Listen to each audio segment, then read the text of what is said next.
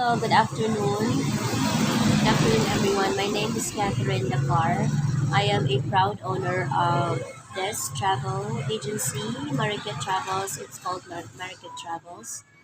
I started being a travel agent back in 2018. I saw it on Facebook. Nakita ko lang siya sa Facebook and para, ano lang kasi, mura lang kasi yung bili ng portal. I bought it for only 2,500, so I tried it. Even if I was very, very hesitant at the time, I was very, very hesitant kasi nga maraming scams and all. But because it was just, for me, parang mura lang siya. So, okay, try ko lang. Parang ganun, try ko lang. Hindi naman siya masyadong mahal. So, kung mas scam, it's a risk. So, I tried it. I bought it for only 2,500. And then, yun. And also, initially, the purpose of buying a portal is because my husband works as an OFW, as a seaman. So, I wanted to book for him kasi during the time, at the time, ano kasi, he had to travel 2 towns away just to get a ticket, an airplane or, yeah, a plane ticket. So 2 towns away, and that's about more than half an hour of travel. And sometimes, tinatawagan siya ng agency, parang on the dot, on the spot na tumawag yung agency and he had to travel yung during night time para kumuha lang ng ticket. And I found it very inconvenient and very, unsafe for my husband. So, yun, I bought it, the portal, I bought the portal para maging mas ano lang, ako na yung mag-control ng airline ticket ng husband ko. So, that was in 2018 and then 2019 and then yun. Initially, it was just for personal use for the husband lang. But I started sharing it on Facebook. Nag-share ako. I tried sharing it on Facebook. And then, people started asking me, friends started asking me kung how much yun, ganito, ganyan. So, ayun, from personal use, it became a small business. Parang naging ano siya, naging ginamit ko na siya for business, for business use. So, that was in 2018, 2019. Dumami na yung clients ko sana. Dumami na sila. But then, came pandemic.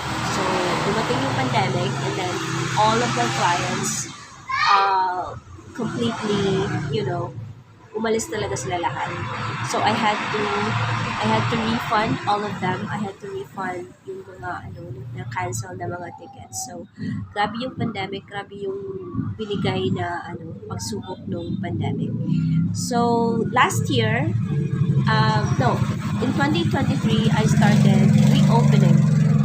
I reopened the portal or the airline ticketing kasi nga hindi na wala yung access kasi lifetime yung access ng portal. Unlike nung iba na for siya. Unlike nung iba na may expiration that you had to renew ganyan. But this one is wala siyang expiration. So I tried reopening this airline ticketing, and then I made a website. I made a page. So, eto nga, Marikit Travels. I opened the page, and then, yun, paunti-unti, naging from zero followers until 700 na ngayon. Now, last year, I found eBiyahe. I said to myself, try kong bumili ng isang portal. Kasi gusto ko din yung marami akong choices, marami akong options. Kasi nga, baka mas mura itong eBiyahe compare sa portal na ginagamit ko na ngayon. So, I bought it and then for 2,500 and then lifetime access na din siya katulad nung nabili ko ng portal. So, yun.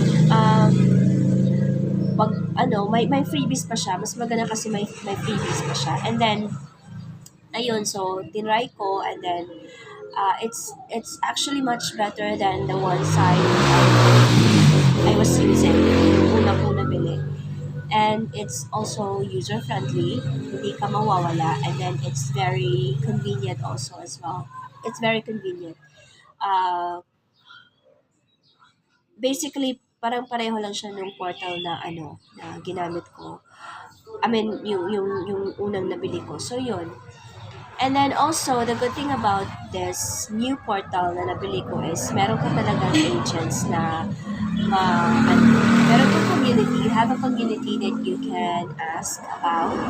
So, informations that you don't know, na may mga information ka pa kahit matagal ka na sa ano, sa ticketing industry or sa travel and tours, meron ka pa rin mga questions na hindi mo alam kung paano sagutin. So, with eBiyahe, it helped me because I have a community that I can ask, and people here are very friendly.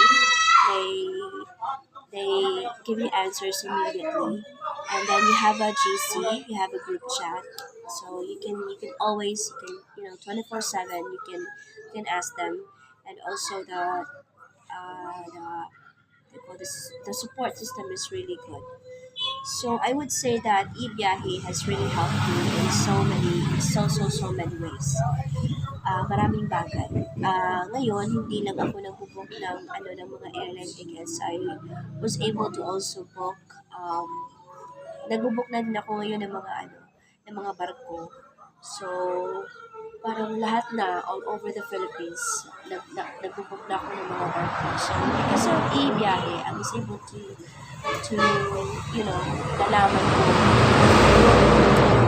ko, yung mga portals for, ang tawag dito, yung mga barko ng mga bookings. Kasi nga, I was looking for that for so many years.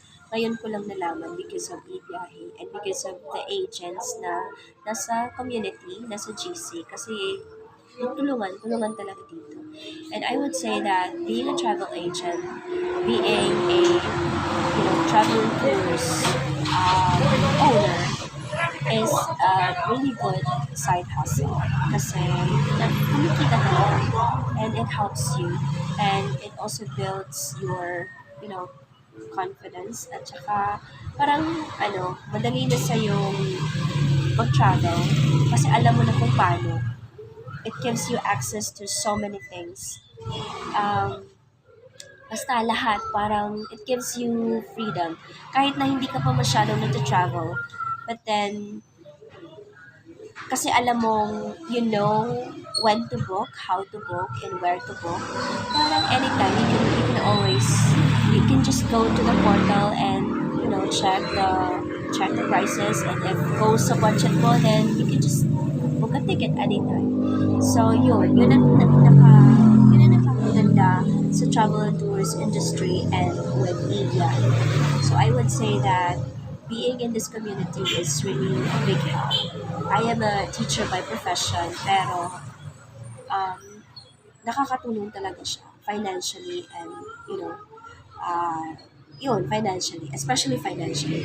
So I think that would be all. Thank you so much for listening, and I hope to see you all na mag-message dito sa ano ko.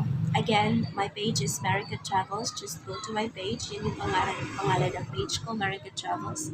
And if you have queries, if you have questions about airline tickets or yung mga sa barko na ticketing, you can just ask me and go to my page. Message my page, America Travels. And yun. So that's all. See you. Thank you so much for listening.